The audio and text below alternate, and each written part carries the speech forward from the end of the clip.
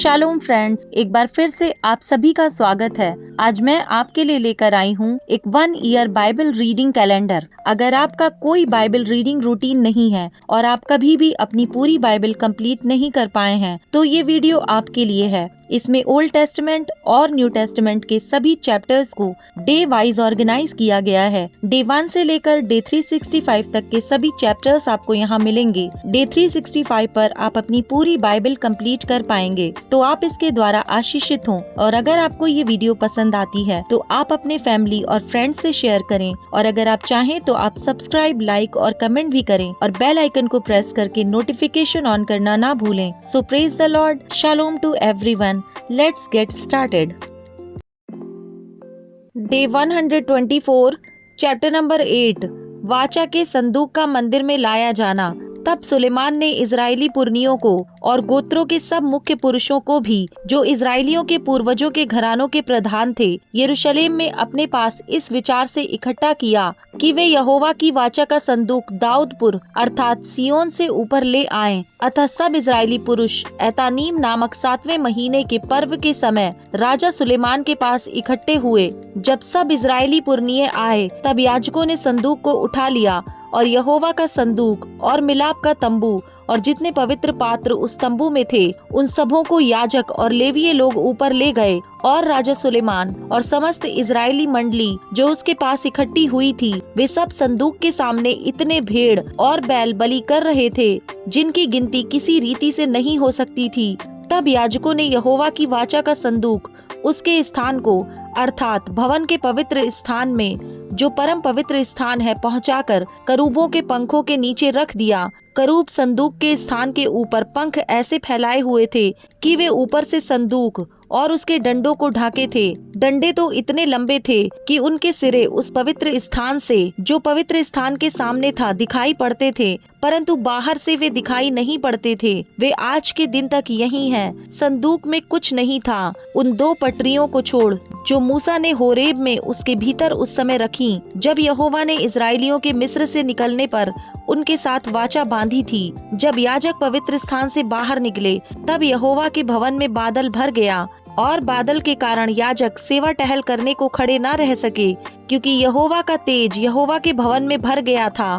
तब सुलेमान कहने लगा, यहोवा ने कहा था कि मैं घोर अंधकार में वास किए रहूंगा। सचमुच मैंने तेरे लिए एक वास स्थान, वरन ऐसा दृढ़ स्थान बनाया है जिसमें तू युगान युग बना रहे। सुलेमान का प्रवचन। तब राजा ने इजराइल की पूरी सभा की ओर मुंह फेर कर उसको आशीर्वाद दिया, और पूरी सभा खड़ी रही। और उसने कहा, धन्य है इजराइल का परमेश्वर यहोवा, जिसने अपने मुंह से मेरे पिता दाऊद को यह वचन दिया था और अपने हाथ से उसे पूरा किया है। जिस दिन से मैं अपनी प्रजा इजराइल को मिस्र से निकाल लाया, तब से मैंने किसी इजरायली गोत्र का कोई नगर नहीं चुना जिसमें मेरे नाम के निवास के लिए भवन बनाया जाए, परंतु मैंने दाऊद को चुन लिया कि वह मेरी प्रजा इजराइल का अधिकारी हो। मेरे पिता दाऊद की यह इच्छा तो थी कि इजराइल के परमेश्वर यहोवा के नाम का एक भवन बनाए, परंतु यहोवा ने मेरे पिता दाऊद से कहा, यह जो तेरी इच्छा है कि यहोवा के नाम का एक भवन बनाए, ऐसी इच्छा करके तूने भला तो किया, तो अभी तू उस भवन को ना बनाएगा।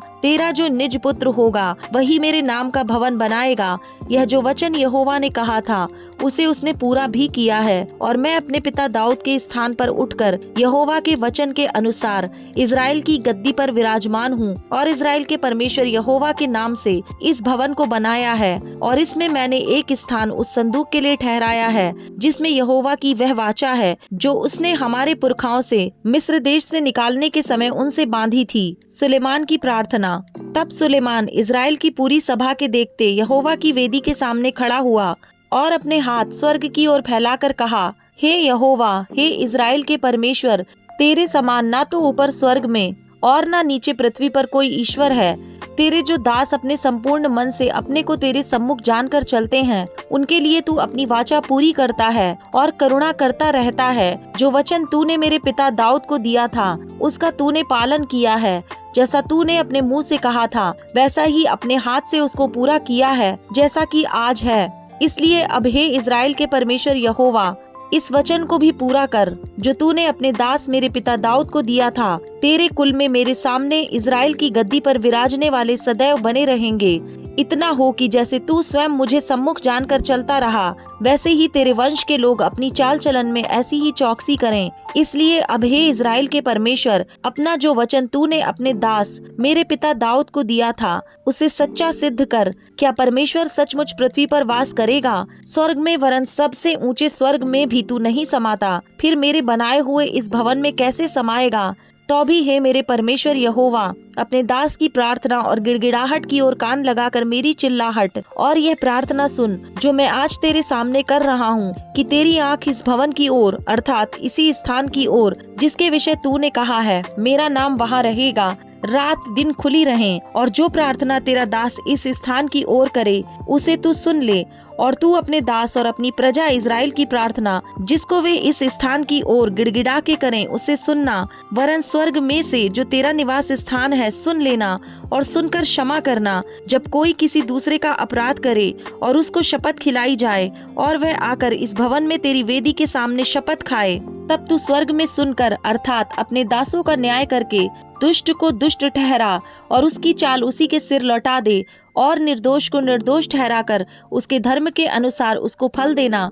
फिर जब तेरी प्रजा इज़राइल तेरे विरुद्ध पाप करने के कारण अपने शत्रुओं से हार जाए और तेरी ओर फिर कर तेरा नाम ले और इस भवन में तुझसे गिड़गिड़ाहट के साथ प्रार्थना करे, तब तू स्वर्ग में से सुनकर अपनी प्रजा इज़राइल का पाप क्षमा करना और उन्हें इस देश में लौटा ले आना जो तूने उनके पुरखाओं को दिया था। जब वे तेरे विरुद्ध पाप करें और इस कारण आकाश बंद हो जाए कि वर्षा ना हो, ऐसे समय यदि वे इस स्थान की ओर प्रार्थना करके तेरे नाम को माने, जब तू उन्हें दुख देता है और अपने पाप से फिरें, तो तू स्वर्ग में से सुनकर क्षमा करना और अपने दासों अपनी प्रजा इज़राइल के पाप को क्षमा करना। तू जो उनको वह भला मार्ग दिखाता है जिस पर उन्हें चलना चाहिए, इसलिए अपने इस देश पर जो तूने अपनी प्रजा का भाग कर दिया है पानी बरसा देना। जब इस देश में अकाल या मरी या झुलस हो या गेरुई या टिड्डियां या कीड़े लगें या उनके शत्रु उनके देश के फाटकों में उन्हें घेर रखें, अथवा कोई विपत्ति या रोग क्यों न हो, तब यदि कोई मनुष्य या तेरी प्रजा इज़राइल अपने अपने मन का दुख जान ले और गिड़गिड़ाहट के साथ प्रार्थना करके अपने हाथ इस भवन की ओर फैलाएं, तो तू अपने स्वर्गीय निवास स्थान में से सुनकर क्षमा करना और ऐसा करना कि एक एक के मन को जानकर उसकी समस्त चाल के अनुसार उसको फल देना। तू ही तो सब मनुष्यों के मन के भेदों को जानने वाला है। तब वे जितने दिन इस देश में रहें जो तूने उनके पुरखाओं को दिया था, उतने दिन तक तेरा भय मानते रहें। फिर परदेशी भी जो तेरी प्रजा इज़राइल का ना हो, जब वह तेरा नाम सुनकर दूर देश से आए, वह तो तेरे बड़े नाम और बलवंत हाथ और बढ़ाई हुई भुजा का समाचार पाए। इसलिए जब ऐसा कोई आकर इस भवन की ओर प्रार्थना करे, तब तू अपने स्वर्गीय निवास स्थान में से सुन और जिस बात के लिए ऐसा परदेशी तुझे पुकारे उसी के अनुसार व्यवहार करना, जिससे पृथ्वी के सब देशों के लोग तेरा नाम जानकर तेरी प्रजा इज़राइल के समान तेरा भय माने और निश्चय जाने की यह भवन जिसे मैंने बनाया है वह तेरा ही कहलाता है। जब तेरी प्रजा के लोग जहाँ कहीं तू उन्हें भेजे वहाँ अपने शत्रुओं से लड़ाई करने को निकल जाएं और इस नगर की ओर जिसे तूने चुना है और इस भवन की ओर जिसे मैंने तेरे नाम पर बनाया है यहोवा से प्रार्थना करें, तब तू स्वर्ग में से उनकी प्रार्थना और गिड़गिड़ाहट सुनकर उनका न्याय कर। निष्पाप तो कोई मनुष्य नहीं है। यदि ये भी तेरे विरुद्ध पाप करें और तू उन पर कोप करके उन्हें शत्रुओं के हाथ कर दे और वे उनको बंदी बनाकर अपने देश को चाहे वह दूर हो चाहे निकट ले जाएं, और यदि वे बंधुआई के देश में सोच विचार करें और फिर कर अपने बंदी बनाने वालों के देश में तुझसे गिड़गिड़ा कर कहें हमने पाप किया है और कुटिलता और दुष्टता की है, और यदि वे अपने उन शत्रुओं के देश में जो उन्हें बंदी करके ले गए हों अपने संपूर्ण मन और संपूर्ण प्राण से तेरी ओर फिरें और अपने इस देश की ओर जो तूने उनके पुरखाओं को दिया था और इस नगर की ओर जिसे तूने चुना है और इस भवन की ओर जिसे मैंने तेरे नाम का बनाया है तुझसे प्रार्थना करें, तो तू अपने स्वर्गीय निवास स्थान में से उनकी प्रार्थना और गिड़गिड़ाहट सुनना और उनका न्याय करना, और जो पाप तेरी प्रजा के लोग तेरे विरुद्ध करेंगे और जितने अपराध वे तेरे विरुद्ध करेंगे सबको क्षमा करके उनको बंदी करने वालों के मन में ऐसी दया उपजाना कि वे उन पर दया करें, क्योंकि वे तो तेरी प्रजा और तेरा निज भाग हैं, जिन्हें तू लोहे के भट्टे के मध्य में से अर्थात मिस्र से निकाल लाया है। इसलिए तेरी आंखें तेरे दास की गिड़गिड़ाहट और तेरी प्रजा इज़राइल की गिड़गिड़ाहट की ओर ऐसी खुली रहें कि जब जब वे तुझे पुकारें तब तब तू उनकी सुन ले।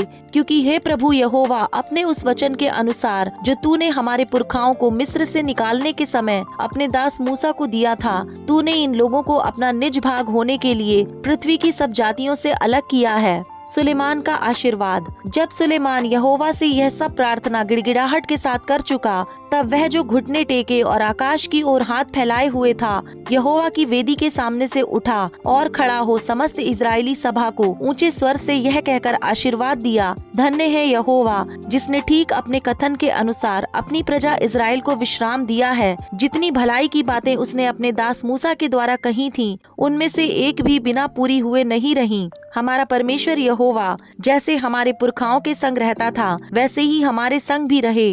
वह हमको त्याग ना दे और न हमको छोड़ दे। वह हमारे मन अपनी ओर ऐसा फिराए रखे कि हम उसके सब मार्गों पर चला करें और उसकी आज्ञाओं और विधियां और नियम जिन्हें उसने हमारे पुरखाओं को दिया था नित माना करें। और मेरी ये बातें जिनकी मैंने यहोवा के सामने विनती की है, वह दिन और रात हमारे परमेश्वर यहोवा के मन में बनी रहें। और जैसी प्रतिदिन की आवश्यकता हो, वैसा ही वह अपने दास का और अपनी प्रजा इजराइल का भी न्याय किया करे। और इससे पृथ्वी की सब जातियां यह जान लें कि यहोवा ही परमेश्वर है और कोई दूसरा नहीं। तो तुम्हारा मन हमारे परमेश्वर यहोवा की ओर ऐसी पूरी रीति से लगा रहे कि आज के समान उसकी विधियों पर चलते और उसकी आज्ञाएं मानते रहो। मंदिर का समर्पण। तब राजा समस्त इजराइल समेत यहोवा के सम्मुख मेलबलि चढ़ाने लगा, और जो पशु सुलेमान ने मेलबलि में यहोवा को चढ़ाए वे 22,000 बैल और 1,20,000 भेड़ें थीं। इस रीति राजा ने सब इजराइलियों समेत यहोवा के भवन की प्रतिष्ठा की। उस दिन राजा ने यहोवा के भवन के सामने वाले आंगन के मध्य भी एक स्थान पवित्र किया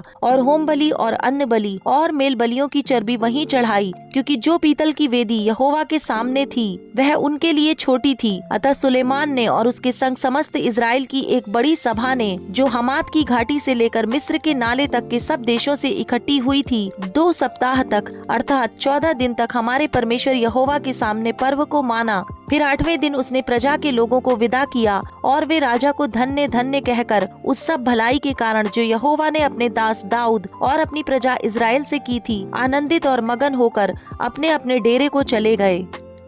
चैप्टर नंबर 9।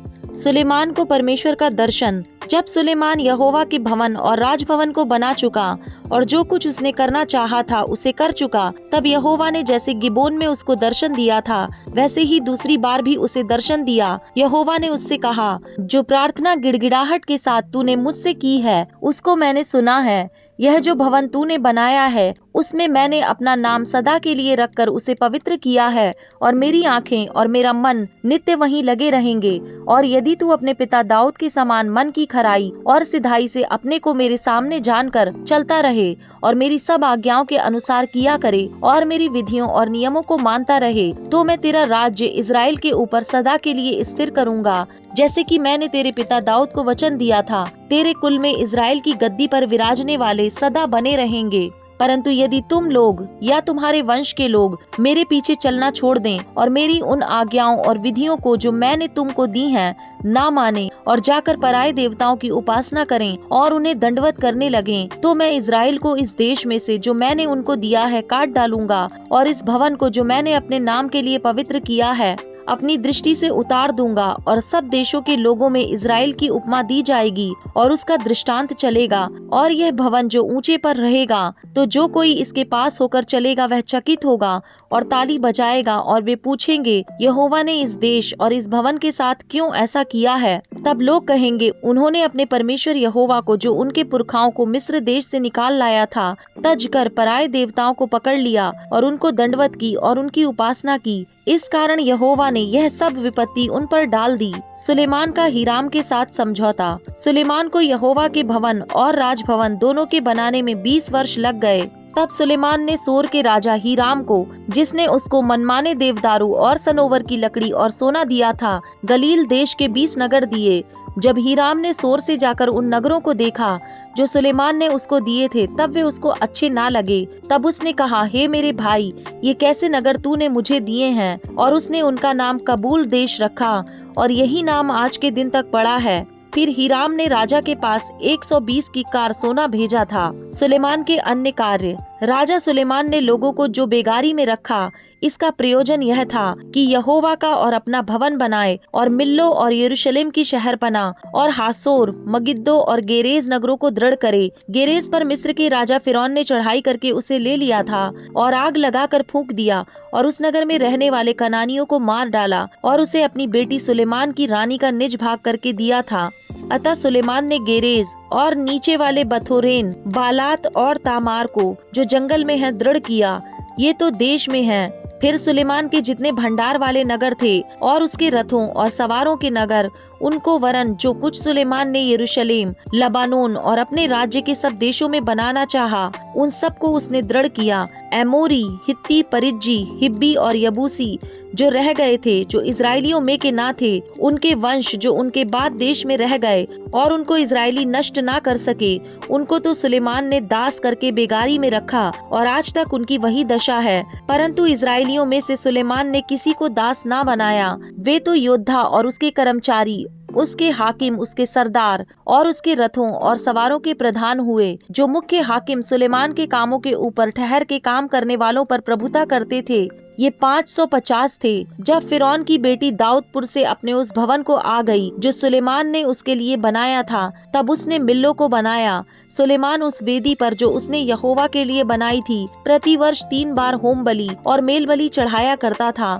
और साथ ही उस वेदी पर जो यहोवा के सम्मुख थी, धूप जलाया करता था। इस प्रकार उसने उस भवन को तैयार कर दिया। फिर राजा सुलेमान ने एस्योन गेबेर में, जो एदोम देश में लाल समुद्र के किनारे एलोत के पास है, जहाज बनाए, और जहाजों में हीराम ने अपने अधिकार के मल्लाहों को, जो समुद्र की जानकारी रखते थे, सुलेमान के सेवकों के संग भेज दिया। उन्होंने ओपीर को जाकर वहां से 420 की कार सोना राजा सुलेमान को लाकर दिया। Luke chapter number 23 verse number 39 to 56। मन फिराने वाला कुकर्मी। जो कुकर्मी वहां लटकाए गए थे, उनमें से एक ने उसकी निंदा करके कहा, क्या तू मसीह नहीं?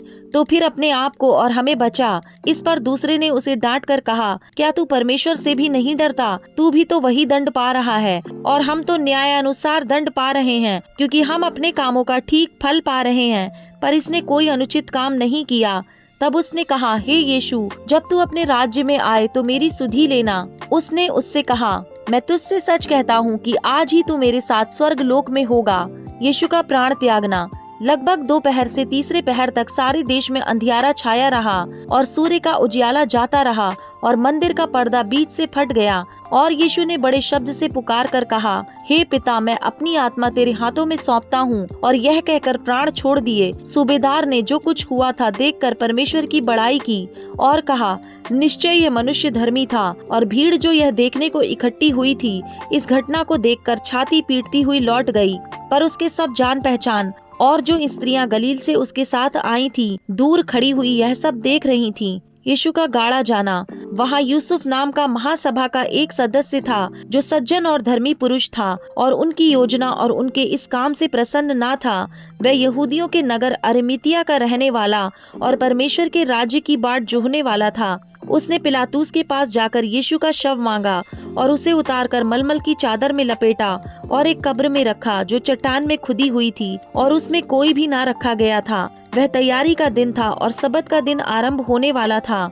उन स्त्रियों ने जो उसके साथ गलील से आई थीं, पीछे पीछे जाकर उस कब्र को देखा, और यह भी कि उसका शव किस रीति से रखा गया है। तब उन्होंने लौटकर सुगंधित वस्तुएं और इत्र तैयार किया, और सबत के दिन उन्होंने आज्ञा के अनुसार विश्राम किया।